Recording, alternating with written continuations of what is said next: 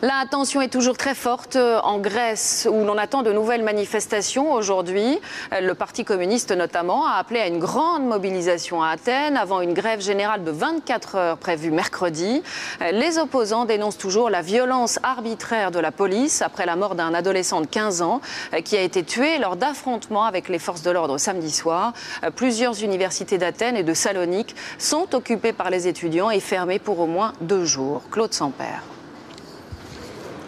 Après 48 heures d'émeute, un calme précaire règne ce matin dans les rues d'Athènes. Les commerçants profitent de cette accalmie pour effacer les traces des violences. Environ 30 magasins et 10 banques ont été très sévèrement endommagés ce week-end. Le gouvernement est contre le peuple, contre les Grecs. Il n'y a pas de démocratie dans ce pays. Moi, j'attends plus du gouvernement. Il faut qu'il y ait du changement. La nuit dernière, la tension est restée très vive, notamment autour de l'école polytechnique et de l'université de l'économie située dans le centre d'Athènes.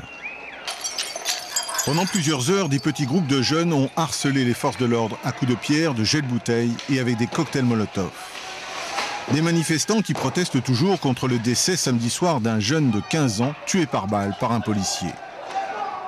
Ce matin, pas d'incident à noter pour le moment à Athènes, mais de nouveaux affrontements à Salonique plus au nord. Dans la capitale, on note une présence très importante des forces de l'ordre. De grandes manifestations sont prévues aujourd'hui avec le Parti communiste et le Parti socialiste. Plusieurs universités sont fermées pour 2 jours. Et pour mercredi, les principaux syndicats du pays appellent à une grève générale. Toute la presse souligne le caractère exceptionnel de ces émeutes les plus violentes depuis une dizaine d'années. Les Grecs attendent maintenant la réaction du gouvernement de centre-droit, un gouvernement qui pour le moment s'efforce de ramener le calme.